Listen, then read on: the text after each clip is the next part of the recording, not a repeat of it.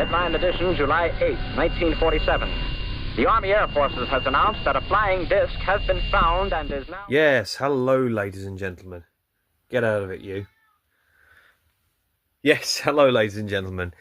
Welcome to another episode of Disclosures of the Third Kind. You're listening to me, Christian Stefanisi. Crypto is in the background. Right, yeah, case number 15. This episode will be. I hope you are sitting comfortably. Right, yes, so this was reported to me. This is a recurring grey being encounter and 13 years of experiences. Like I said, the case is number 15. The witness this time will remain anonymous until further. And if the witness wants to disclose their name, that's fine. Location is at this point undisclosed. The country is also undisclosed. Now, this has happened over a period of 13 years, so this is a repeating grey extraterrestrial encounters. The witness's account is currently ongoing and under investigation, as are all of my cases at this point. Right, so the witness's background, let's get into that. So the witness contacted Disclosures of the Third Kind directly to report a series of unusual experiences that they state have continued for approximately 13 years. According to the witness, they first began experiencing unusual lights in the sky approximately 13 years ago. Following these sightings, they began experiencing encounters with strange figures that they describe as grey, partially transparent or gel-like beings. The witness states that these experiences have continued for many years and that they see the figures extremely frequently, describing them as being present 24 hours a day, 7 days a week. That's very, very interesting. So we've got our first encounter and then it's been repeating ever since, every day. I find that a very interesting case. Description of the figures. So the witness describes the entities as being grey and partly transparent or gel-like in appearance. Okay. They report seeing approximately 3 or 4 figures, that's fallen down, as well as another unusual object or figure that they compare to a magic wand. According to the witness, the figures can sometimes appear during the daytime in a form resembling an ordinary person. They also report that the entities appear to produce robotic or mechanical sounds. The witness describes the entities as transmitting a strong feeling of peace during some encounters. Now, I find that quite interesting. I'm going to hone in on that because a few other witnesses have reported that same feeling. I won't disclose the names, like I said, but they've also said that they've got an overwhelming feeling of peace. It's quite shocking at the start of the encounter, but after that, it's overwhelmingly peaceful. The transparency is interesting, though. That is interesting. That needs more investigation. The gel-like substance. I've heard that mentioned before about the greys, about gel. In fact, I think it was Arrol, the mantis being that Gabba Beast is currently in contact with, mentioned something about gel with regards to the greys, but we will come back to that point. Physical sensations that the witness described. The witness reports experiencing physical sensations associated with the encounters. They specifically state that their eyes hurt when they saw the figures. They also describe a sensation that feels as though something is touching them internally when they move their eyes while observing the figures. The witness has not reported losing consciousness during the waking encounters. That's interesting. So normally witnesses, well, mind you though, consciousness sometimes doesn't apply to every case, but most cases there seems to be a sort of loss of consciousness which requires hypnoregression therapy to find out what happened.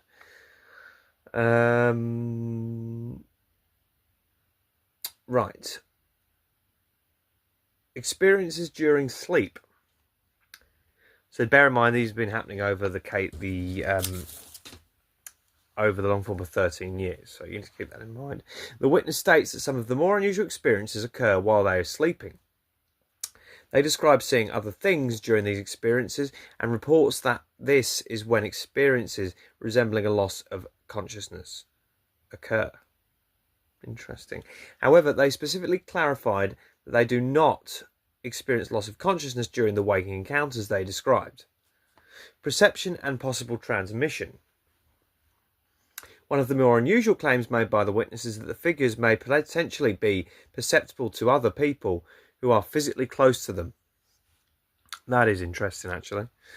They suggest that another person might be able to see the figures if they were nearby, and that what they see may somehow be transmitted or perceived by another person. The exact meaning of this part of the account remains unclear and would require further clarification from the witness. I did state that at the time when the witness came forward, that part to me was quite unclear, but hopefully we can get that clarified. The witness states that the entities communicate with them and they appear to transmit a feeling of peace. They also describe experiences in which the figures appear to interact with them physically. Whitley Strieber experienced that as well, and Travis Walton. Some aspects of the reported communication appear to occur without conventional spoken language. Very interesting. The witness states, so the initial historical context of this case, the witness states that approximately 13 years ago, before these recurring experiences began, they observed unusual lights in the sky. And this is the key point of this account. So multiple other witnesses have said the same thing. They first see the lights come across, then after that first experience, more paranormal events occur. Daily or monthly. Clearly this witness is daily, but some sporadic, let's put it that way, but they experience them nonetheless after seeing that initial sighting. They associate the beginning of the experiences with these earlier aerial observations, which makes sense. Investigators' notes. So my notes on this case. The witness's account contains several elements that resemble recurring themes found in other alleged close encounter and abduction reports, which include, here too, reported encounters with grey humanoid figures. Unusual entities described as partially transparent or non-solid. I've heard that before. Yes. Experiences occurring both while awake and during sleep. Reported physical sensations during encounters, unusual sounds described as robotic or mechanical, strong feelings of peace associated with the entities, reports of possible communication without conventional speech, an initial sighting of unusual lights preceding later experiences, and recurring encounters over an extended period. The witness's description of the entities are grey figures, and the recurring nature of the experiences are particularly notable when compared with other reported accounts involving alleged grey entities. At this stage, however, this case consists of the witness's testimony. There is no independent physical or photographic evidence that has been provided. But there's always time. They can provide me with some in the future. They said they may be able to. The witness has agreed to allow their account to be documented for research purposes and potentially discussed in future disclosures of the third kind video, which I'm doing for you today, which has been agreed upon, provided that their identity remains anonymous, which we have. The case status at this point is ongoing investigation, and it's open, as are the rest of my cases. Like I said, further information, photographs, drawings, videos, or additional testimony supplied by the witness will be added to the case file as they become available. So keep updated for those. That's the end of the case, folks. If you have any questions, throw them in the chat. If you've seen a UFO, do report it to me. Here on Disclosures of the Third Kind. You can report them to my email, christianstefanisi43@gmail.com, or christianstefanisi@proton.me for privacy. Yes, so thank you for watching, ladies and gentlemen. You've been watching Disclosures of the Third Kind. Keep watching those skies, because we are definitely not alone.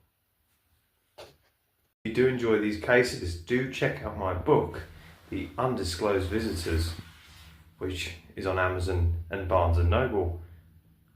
Thank you for watching. Keep watching those skies.